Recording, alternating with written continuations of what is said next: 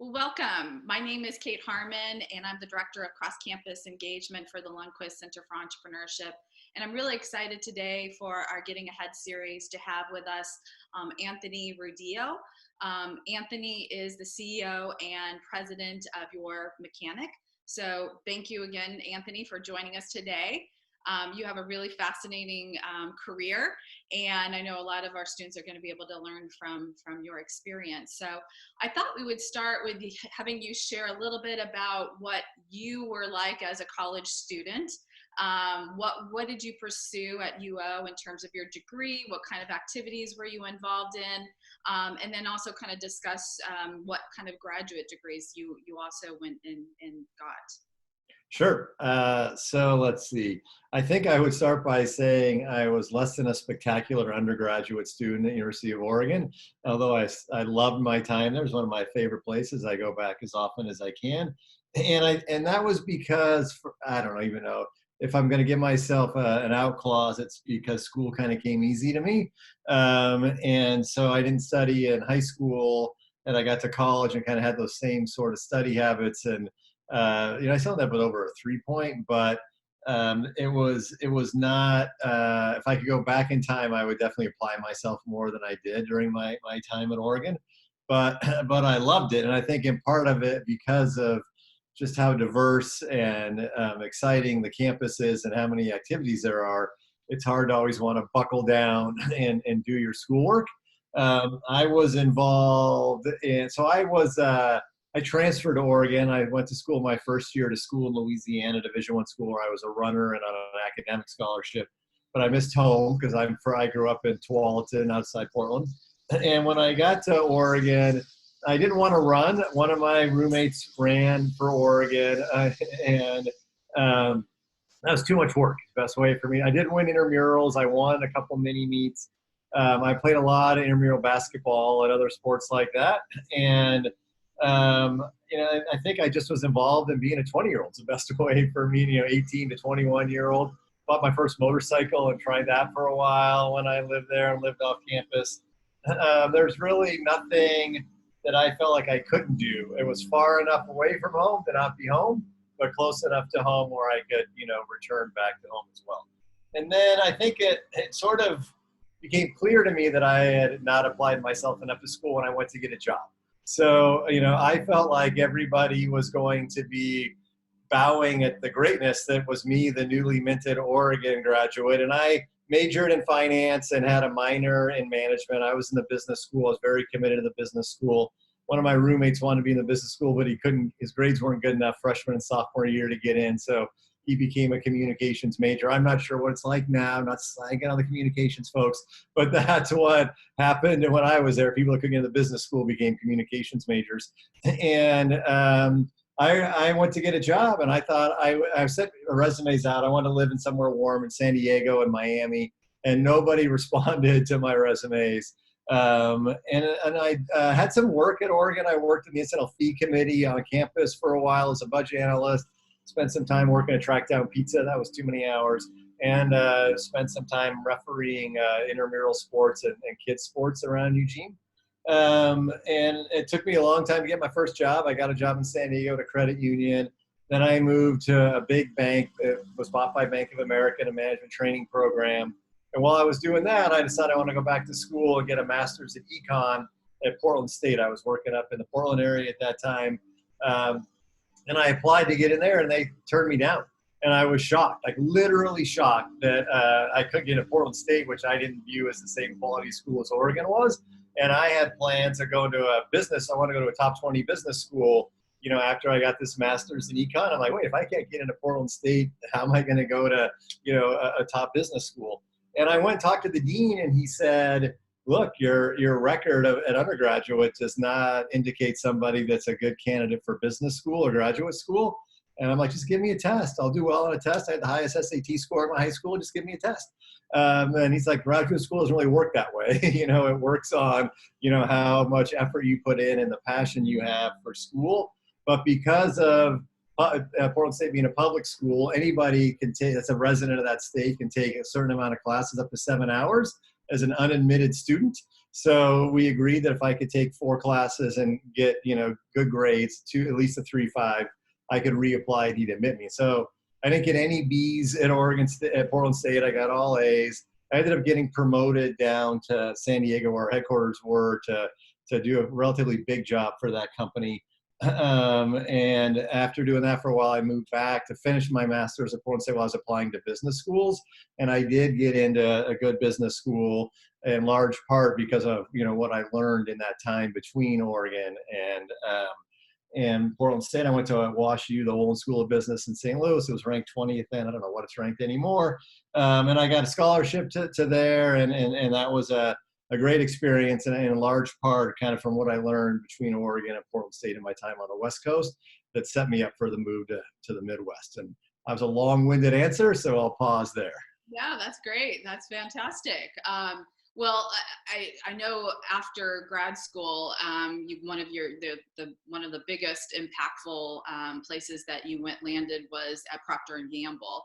And I know from talking with you earlier that this time at Procter and Gamble was really foundational for how you started to think about your career. Can you discuss a little bit about your time at Procter and Gamble, like what you learned and how you saw this as a framework that you could start to strategically think about putting your career together? Yeah, I'm a big believer in frameworks. I kind of manage my entire life off frameworks, and I think I learned, the concept of frameworks in many ways at P&G. Shortly after, Sarah Nutter became dean of the business school, she came and saw me down here in Silicon Valley and asked me, how to inject more entrepreneurship into the program. And I said, look, I learned a lot at Oregon. I learned a lot at WashU. I learned way more at P&G about how to run a tech company or be an entrepreneur, which makes kind of no sense in some ways, one of the biggest companies in America.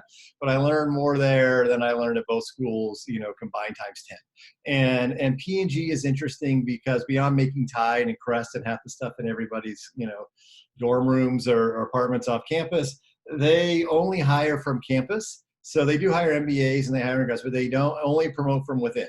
So there's no going outside and hiring people. So they spend a lot of investment in their people, in developing their people, probably to the point of overkill. Like I had a 3-day class on how to write a 1.5-page memo. Not that you guys know what a memo is, but you used to have to write things and hand them around to people.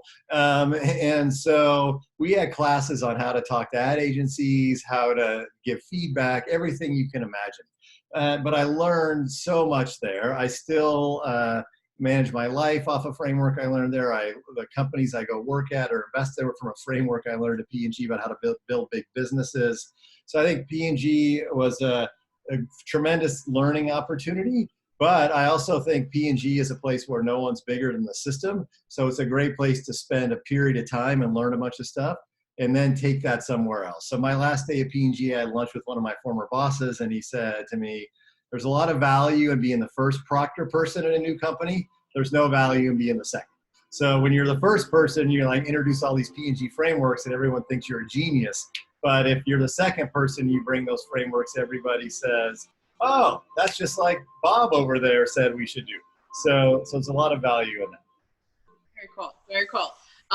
So how then would you personally describe your framework for managing your career? What kind of strategic actions do you practice when you're considering new job opportunities? Yeah, so I'll give you 2 frameworks. One is the kind of one I manage my life on, and that starts with okay is not good enough, right? So at the end of the day, the only thing you really have is yourself. And I tell everybody, I have a slide on this when I talk to business school students, and the little icon I use is Chip Kelly's old "win the day" sort of motto. Because my view is you only have your time, and there's only enough time to be good at so many things, and choose wisely the things you care about, but then give effort. Like there's no reason to not give effort to something you're going to spend time on. And so either you're a person that, gives effort and wants to be great, or you're a person that's okay with being okay and being mediocre. And nobody that tries hard at the end of the day sits on their deathbed and feels regret. But people that don't try hard always sit on their deathbed and think they wish they had done more. So I tell my kids, I tell people I talk to, that as long as you give effort, just let the chips fall, because you can have confidence that you did what you could. And so as long as you keep, giving effort, eventually things will go the way you want them to. It's when you don't give effort, you're losing control of kind of what happens in your life. So that's sort of thing one. Okay is not good enough. The second part of my framework is don't be a boiled frog. So what I mean by that is, right, is that you manage your own career, you manage your own life, and you have to be aware of what's going on. The days of companies managing your careers for you, being a company man, are over, especially if you want to be an entrepreneur or work in Silicon Valley or some of those places. So be aware of the environment you're in. As the temperature rises, the frog will die. If you keep slowly turning the temperature up, it'll stay in the water. It won't jump out. And don't be that frog, right? At the end of the day, be aware of when the situation is not working out your way. One of the things I ask people when I interview them that come from startups that failed is, why did they make that choice? Like, couldn't they see that business model wouldn't work?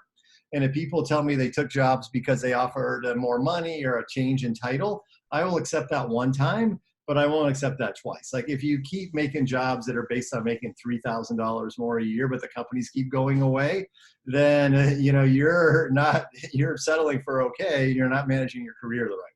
So that's sort of the second framework I have. I view my career as like, not that I'm a good surfer, but like surfing. Ride the wave. As long as the wave's good, you ride it. But when the wave starts to drop, you got to find a new wave. You can't, there's nothing to ride anymore. So manage your own life. And then the third thing for me in my framework of how I manage my life is you got to learn to sit in your own feelings. So when I went to Oregon, there wasn't a lot of stuff about EQ and emotional intelligence. But like fundamentally, you can't be a good leader if you are old school and say like, excuse my language, but shit rolls downhill. No, that's only from bad leaders. Like at the end of the day, I could say it's the reverse. The fish stinks from the head, and so all that matters is me. And so like I'm my job is to make my customers happy, to make my employees happy. Like I'm at the bottom of the pyramid, and like one of the better. I've worked for a lot of great people in my life. I'm very lucky in that regard. But one of them was the former CEO at Home Depot, and he's like, "Look, I'm the very bottom of the pyramid. It's servant-based leadership." I fundamentally believe in that, and I fundamentally believe that if you can sit in your feelings, then your life's a lot better. If you can't, then you project them onto other people. So the irrational manager that's yelling and screaming is the person that doesn't have control over themselves. There's no way to effectively lead an organization through like stuff like what we're all going through right now, where we're sitting in our houses trying to manage companies and people are afraid. So like my kids were first afraid of the virus, and at first I'm like, oh, this stinks. And then I realized I was not being helpful. So I changed my paradigm and said, I'm so happy we could spend more time together. I want to get to spend this kind of quality time with you guys. I'm going to ride my bike more. This is great. And so while I have my own challenges, what's going on with the pandemic, by turning my mindset around and modeling that for them, they turned their mindset around and started feeling more positive about what's going on. Now they're in charge of their own feelings too, but as a leader, you can help people, enjoy the experience and trust the process more, I'll call it. And the last framework for my life is on the other side of fear is courage.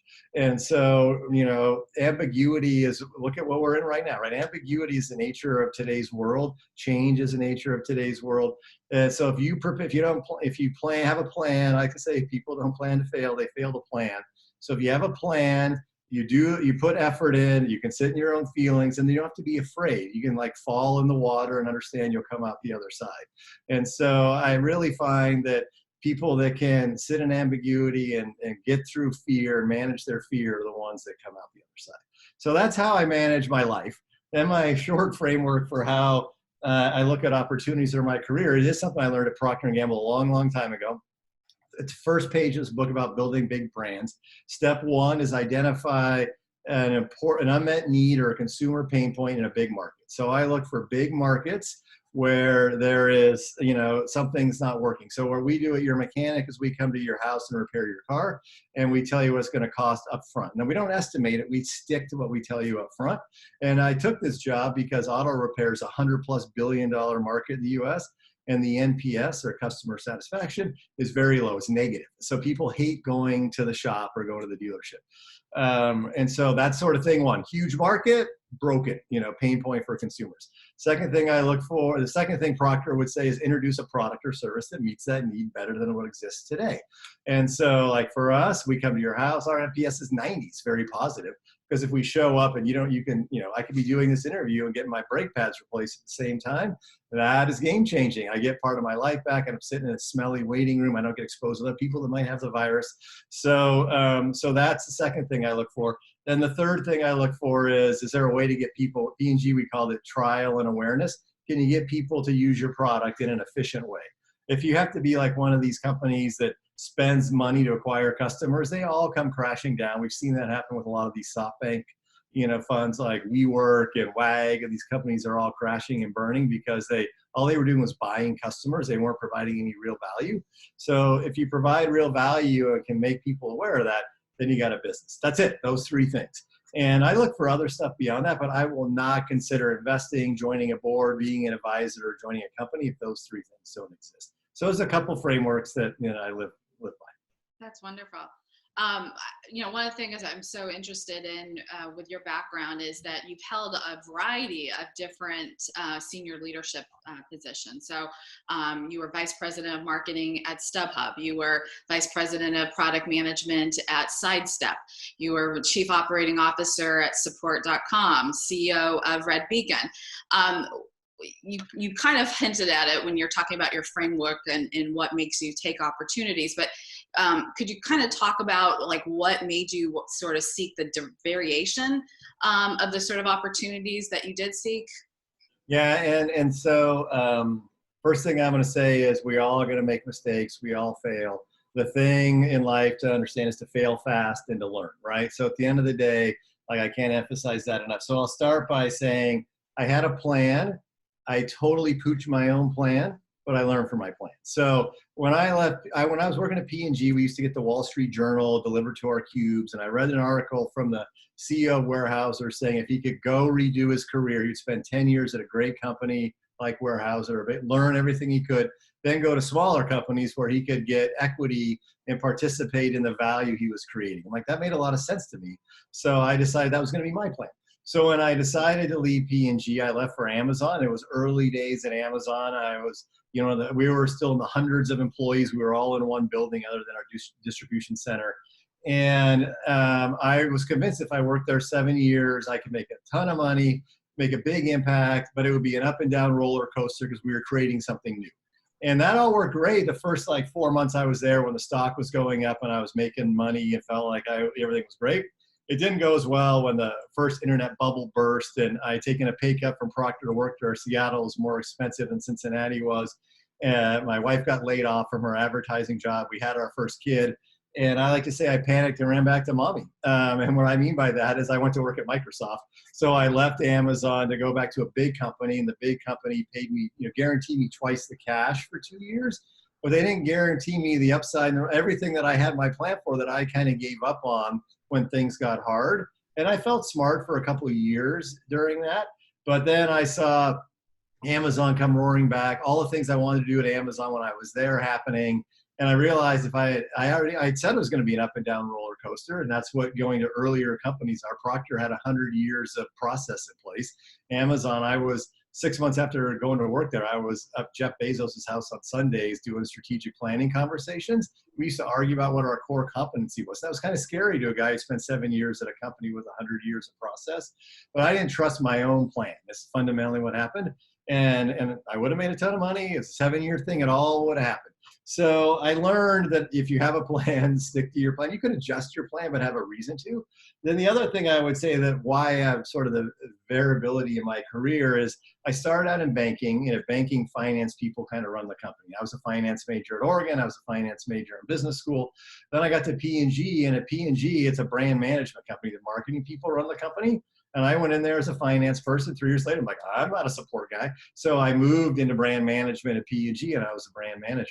Then I moved into technology, and where I've been for the past 20 years in technology. It's not the marketing people or the finance people that run the company. It's the product people. It's the people that build the technology.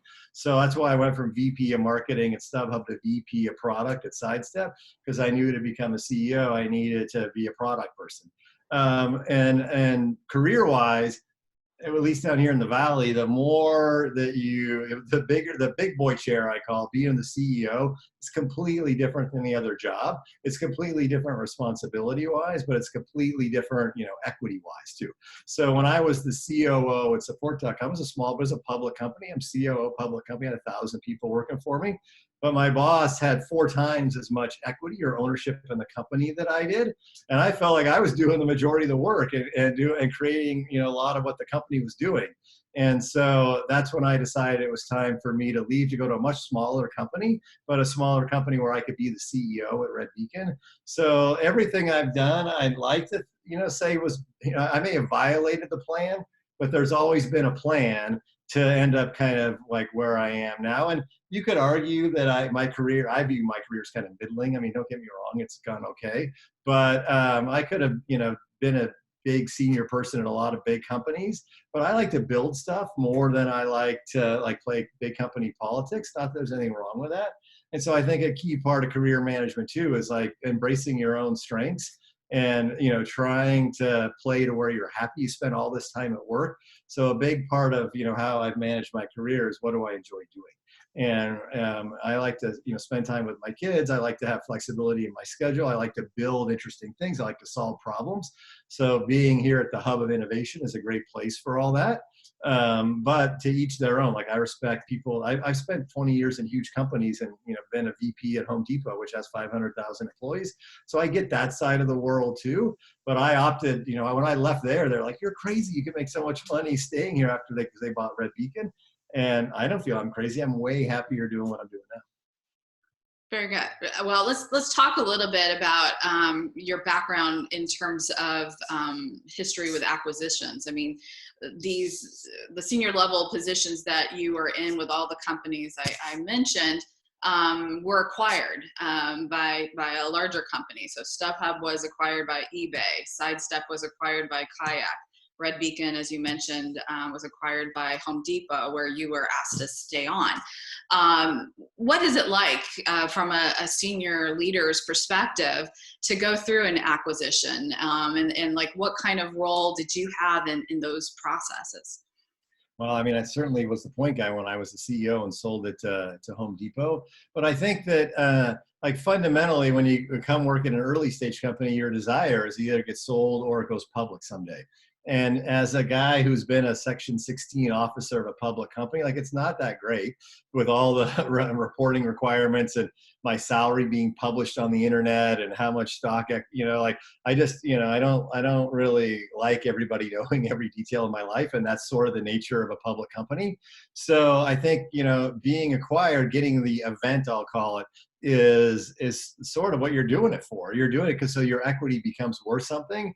And I don't know how much your students understand what real estate prices in San Francisco are like, but the only way to have a house down here is to, have events. My daughter wants to be a doctor. I'm like, well, that's great. You're not going to live in San Francisco on a doctor's salary, even though doctors make plenty of money. It's just housing here is insanely ridiculous.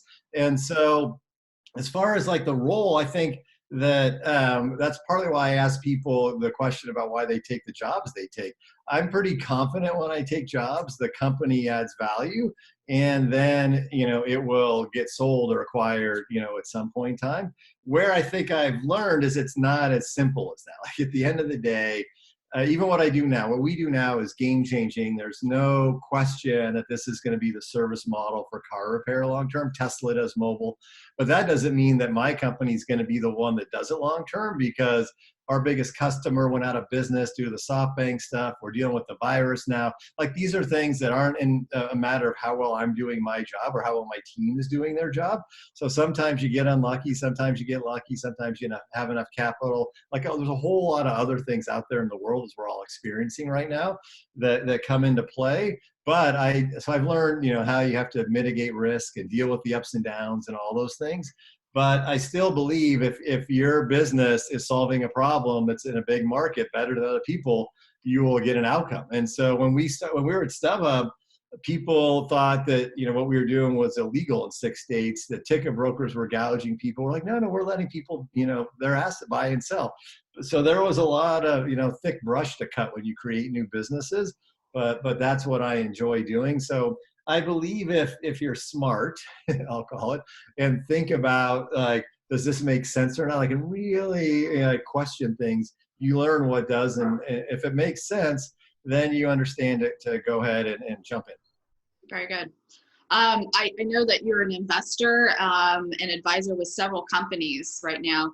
Can you share a little bit about like what you look for when you're going Can we pause for 1 second? Can I pause? Can you pause? Is it possible? Okay, I gotta get a delivery. Sure. Okay. Hang on 1 second. Sorry. No But it's problem. wine. I need my wine. Perfect. All right. So we're going to ask you again. What you are an investor in multiple companies. What do you look for before you decide to spend your time or money when you're evaluating a potential company? Yeah, and I've missed on some of these, and it's worked on some of these. So it's generally kind of twofold. One is still that framework we talked about. That all still has to be there. Two, I like to know the management team, someone who's founding it, someone in a senior job. If I don't, and I have to believe in what they're doing as well. So them as a person, the way they run companies and all that. And then ideally, I want to feel like I can add value. So if I'm going to get involved as an advisor, for sure, I want to know that I can add value. As an investor, it's more about, do you believe in the problem they're solving, and do you think when you're investing money, it's not just about, is it a good idea? It's also about, like, are they conservative and prudent when it comes to spending money? Like, what's their vision for where they want to take the company?